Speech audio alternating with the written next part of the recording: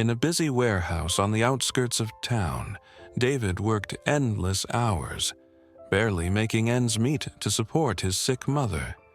His 10-year job paid little, but it was all he had. That rainy Tuesday morning, hearing the cry of pain from the loading area, David faced a choice that would cost him everything. An elderly customer lay injured, and company policy strictly forbade leaving his station, but his heart wouldn't let him turn away. In those few precious minutes of helping her, David lost the job that kept his family afloat. As he walked home in the rain that evening, shoulders heavy with worry, he had no idea that 3 sets of eyes had witnessed his sacrifice. 24 hours later, the quiet morning sky filled with the roar of approaching jets, carrying people who had seen something in David that would transform his world forever. Hi everyone, welcome to Life in Pieces Tales. Today, I'm excited to share a new story with you. David lived in a small apartment with his mother, who needed regular medical care. Their walls were bare, but their bond was strong. Every morning, he woke up at 4 a.m. to make her breakfast before his warehouse shift. The warehouse job wasn't much, but it paid the bills. David worked in the loading area, moving heavy boxes for 10 hours a day. His co-workers often rushed through their tasks, focused only on meeting quotas. That Tuesday morning started like any other. The rain made the loading dock slippery. Signs warned customers to be careful, but the weather kept getting worse. David noticed an elderly woman slowly making her way toward the customer pickup area. She carried a small receipt in her shaking hands. The wind whipped around her, making her unsteady on her feet. David watched from his station, feeling uneasy about her safety. "Ma'am, please be careful," he called out. But his voice was lost in the wind. Then it happened. Her foot slipped on the wet surface, and she fell hard onto the concrete. David heard her cry of pain. The rule book was clear. Workers must stay at their stations during shifts. 3 warnings in his file meant one more mistake would cost him his job.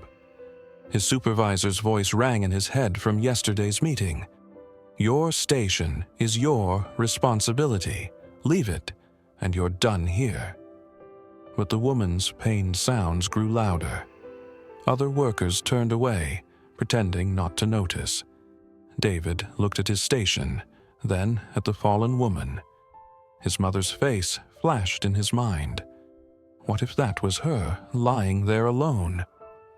Without another thought, David ran to help. The woman clutched her hip, tears mixing with rain on her face. "Try not to move," he said softly, kneeling beside her. He carefully helped her sit up, shielding her from the rain with his work jacket. "My name is David. Are you hurt badly?" The woman nodded, her hands trembling. David pulled out his phone and called for medical help. He stayed with her, holding his jacket over her head. The minutes ticked by slowly as they waited for the ambulance. From the corner of his eye, he saw his supervisor marching toward them. Mr. Peterson's face was red with anger. "David, get back to your station now." "Sir, she's hurt. I can't leave her alone in this rain," David replied. The woman gripped his hand tighter, frightened by the supervisor's harsh tone. "This is your final warning, David. Get back now, or you're fired." Mr. Peterson's words cut through the rain.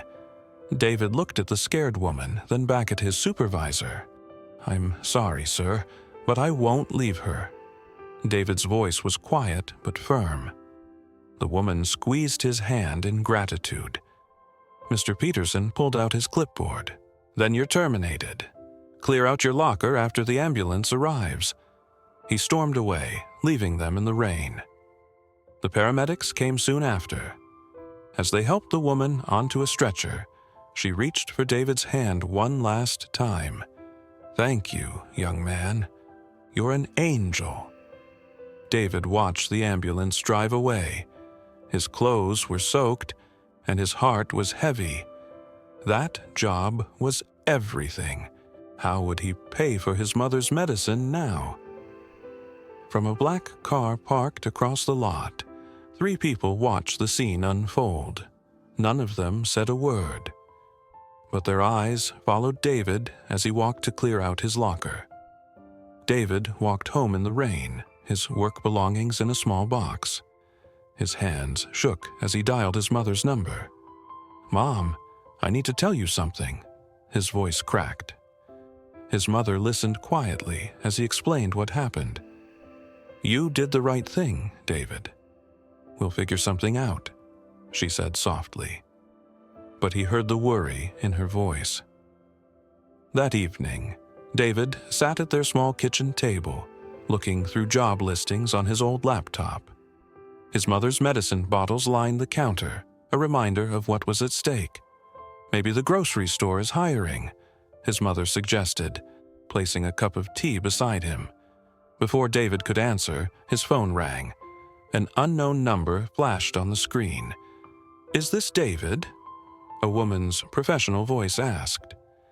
"This is Margaret Wells from Wells Industries. We'd like you to come in for a meeting tomorrow morning." David's heart skipped. Wells Industries was one of the biggest companies in the country. "I think there's been a mistake. I'm just a warehouse worker," he replied. "No mistake, Mr. David. A car will pick you up at 9 a.m. The address is already being sent to your phone." The call ended before he could ask more questions. His mother watched him with curious eyes. "What was that about?" David shook his head, confused. "I'm not sure. Some big company wants to meet me tomorrow." That night, David couldn't sleep. He checked his phone repeatedly, making sure the message was real. The address belonged to the local airport's private terminal. Morning came quickly. At exactly 9 a.m., a black car pulled up outside their apartment. The driver opened the door for David, who felt out of place in his best shirt and old dress pants. As they drove to the airport, David noticed 3 private jets landing. Their silver bodies gleamed in the morning sun. The car headed straight toward them. "We're here, Mr. David," the driver announced, stopping near the largest jet. A group of people in business suits stood waiting. David recognized one face immediately. It was the elderly woman from yesterday. But she wasn't in pain anymore. She stood tall, smiling warmly at him. Beside her were 2 men in expensive suits, watching David with intense interest. "Welcome, David," the elderly woman smiled. "I'm Catherine Wells, owner of Wells Industries." David's mouth went dry. He'd helped the CEO of a billion-dollar company. "Please, come aboard." She gestured toward the jet. David followed, his worn shoes clicking on the metal steps. The interior was more luxurious than anything he'd ever seen. Catherine sat across from him. "Yesterday, you lost your job helping me. Not many people would make that choice." Her eyes were kind but serious. The 2 men joined them. "Meet my sons, Robert and James. They watched everything unfold yesterday." Catherine touched David's hand. "We've been looking for someone like you. Someone like me." David's voice was barely a whisper. Robert leaned forward. "Someone with true character. Who does the right thing when nobody's watching?" James opened a folder. "We checked your background, David. 10 years at that warehouse, taking care of your mother, never missing a day of work." He paused. "Until yesterday. We're expanding our company's community outreach division," Catherine explained. "We need someone who understands struggle, shows compassion, and leads by example." David's hands trembled slightly. "I don't have any experience with corporate work." Catherine smiled. "You have the most important qualification, a good heart." Robert slid a contract across the table. "We want you to head our new division. Full benefits, including complete medical coverage. He pointed to the salary figure.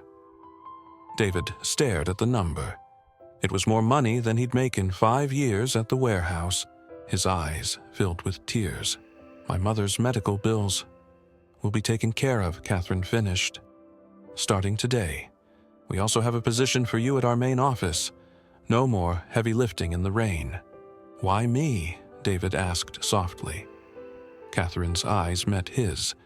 Because yesterday, when everyone else looked away, you saw me as a person, not a problem. That's exactly who we need. David thought about his mother, about their struggles, about the chance to help others who were struggling too. His vision blurred with tears. The 3 Wells family members waited patiently as David wiped his eyes. Outside the jet's window, the morning sun broke through the clouds. David signed the contract with shaking hands. When do I start? Catherine smiled. Right now. But first, let's go get your mother. The car ride home felt like a dream. David called his mom. Can you be ready in 10 minutes? Some people want to meet you. His voice trembled with joy. When they pulled up, his mother stood waiting in her worn dress. Her eyes widened at the sight of the luxury car. David helped her in, squeezing her hand tight. Mrs. David, Catherine greeted warmly. Your son saved my life yesterday. Now, let me show you how we plan to change yours. She handed over medical insurance cards. David's mother started crying when she saw them. No more choosing between medicine and food, David whispered. She hugged him, tears soaking his shirt. The car took them to Wells Industries' main office. A modern building stretched toward the sky. Inside, employees stopped to watch their group pass. They entered a large office with city views. This is yours now, David, Robert said. Your team starts Monday. First project, creating programs for struggling families. James pointed to another door. And through there is your mother's new job, if she wants it. Our employee assistance department needs someone with a kind heart. David's mother covered her mouth in surprise. Me? But I haven't worked in years because of my health. Catherine touched her shoulder gently. Flexible hours, full benefits, and a chance to help others facing similar struggles. Your experience is valuable to us. Catherine's words made both tear up again. One more thing, Robert added. He handed David another set of keys. Your new apartment is near the office. 2 bedrooms, fully furnished. David looked at his mother, seeing hope replace worry on her face for the first time in years. Thank you isn't enough, he managed to say. Catherine shook her head. You showed true kindness without expecting anything in return. That's the kind of person we want in our company family. Outside the office windows, the same warehouse where David had worked yesterday was visible in the distance. But now, instead of marking his limits, it reminded him of the moment that changed everything. 3 months later, David stood in front of 50 new employees. His suit fit perfectly now, but his heart remained the same. Welcome to Wells Community Care, he smiled. His program had already helped hundreds of families. Today, they were opening 5 new centers across the city, places where struggling people could find support. His mother worked down the hall, her health improving each week. She ran a support group for families dealing with medical hardships. Her story gave others hope. Every morning, David walked through the lobby where photos hung on the wall. They showed people whose lives the program had touched. Each face reminded him of that rainy day. Catherine visited often, watching proudly as David's department grew. Remember when you asked why we chose you? She said one day. Look around. This is why. He thought about Mr. Peterson, his old supervisor. Last week, the warehouse had applied to partner with Wells Community Care. David approved their application personally, Some people measure success by what they get, David told his team. We measure it by what we give. The words came from his heart, just like that choice in the rain. His mother joined him for lunch each day. They sat by the window, sometimes looking at the warehouse in the distance. "Life is funny," she would say. One moment of kindness changed everything. That evening, David visited one of their new centers. A young woman was helping an elderly man with his paperwork. She looked up, smiling. "I almost got fired last month for helping a customer. Then I found this job." David nodded, understanding perfectly. He touched the Wells Industries pin on his suit. It reminded him that kindness, even when it seems costly, has power beyond measure. As he drove home, David passed the warehouse loading dock. The rain was falling again, but this time he smiled. Sometimes the hardest choices lead to the most beautiful changes. Loved this story? Tap that like button and subscribe to Life in Pieces Tales for more. Let us know how this story made you feel with a single word in the comments.